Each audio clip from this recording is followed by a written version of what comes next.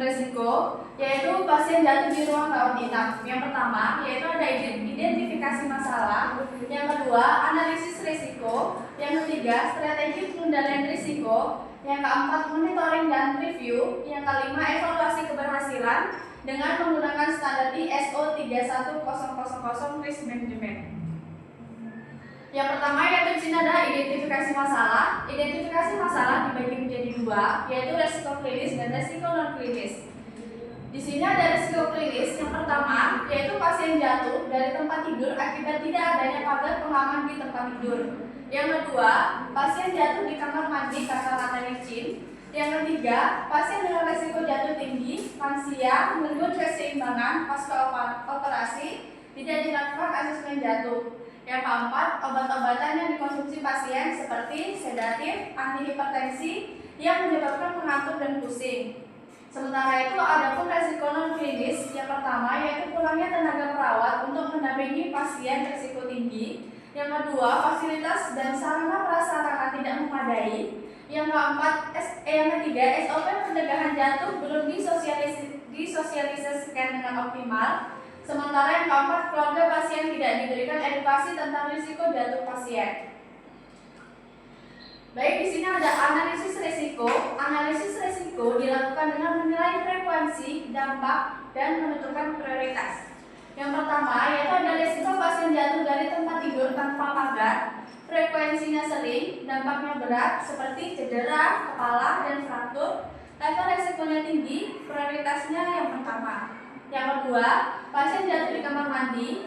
Frekuensinya kadang, dampaknya berat, level risikonya tinggi, prioritasnya yang kedua.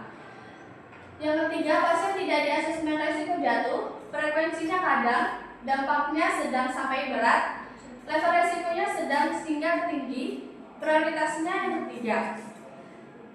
Selanjutnya itu ada kurangnya perawat jaga. Frekuensinya kadang, dampaknya sedang, level risikonya sedang, prioritasnya yang keempat. Selanjutnya itu ada edukasi keluarga kurang. Frekuensinya jarang, dampaknya sedang, level risikonya rendah hingga ke sedang, prioritasnya yang kelima.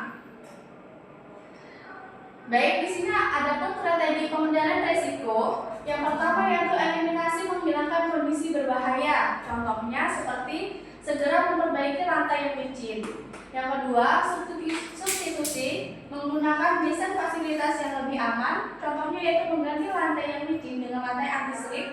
Yang ketiga, rekayasa seperti pemasangan pagar di tempat tidur, pemasangan pegangan tangan di kamar mandi dan koridor, seperti pencahayaan yang cukup di ruang rawat dan kamar mandi. Yang keempat, yaitu ada pengendalian risiko dengan cara administratif. Yang pertama yaitu melakukan asesmen risiko jatuh setiap pasien dengan skala Norval Scale. Yang kedua, menetapkan SOP pencegahan jatuh dengan sosialisasi rutin ke seluruh staf. Yang ketiga, menambahkan checklist monitoring risiko jatuh pasif. Yang keempat, memberikan edukasi kepada pasien dan keluarga. Sementara itu, pengendalian risiko yang kelima yaitu dengan menggunakan APD atau alat pelindung diri, yaitu memberikan alas kaki anti slip untuk pasien risiko jatuh. Selanjutnya, yaitu ada monitoring dan review. Yang pertama, yaitu dengan cara audit rutin insiden pasien jatuh harian, mingguan, atau bulanan. Yang kedua yaitu dengan melakukan evaluasi indikator mutu seperti jumlah pasien jatuh per 1000 hari perawatan. Yang ketiga yaitu dengan melakukan pelaporan insiden ke komunitas mutu atau PMKP untuk dianalisis lebih lanjut. Yang keempat yaitu dengan melakukan review kebijakan dan SOP secara berkala sesuai hasil audit dan laporan insiden. Sementara itu yang kelima yaitu dengan feedback log, yaitu dengan cara hasil evaluasi dijadikan dasar perbaikan sistem berkelanjutan. Selanjutnya yaitu adapun evaluasi keberhasilan. Evaluasi keberhasilan bisa ditentukan dengan cara yang pertama, penurunan angka kejadian pasien jatuh kurang dari 50% dalam 6 bulan.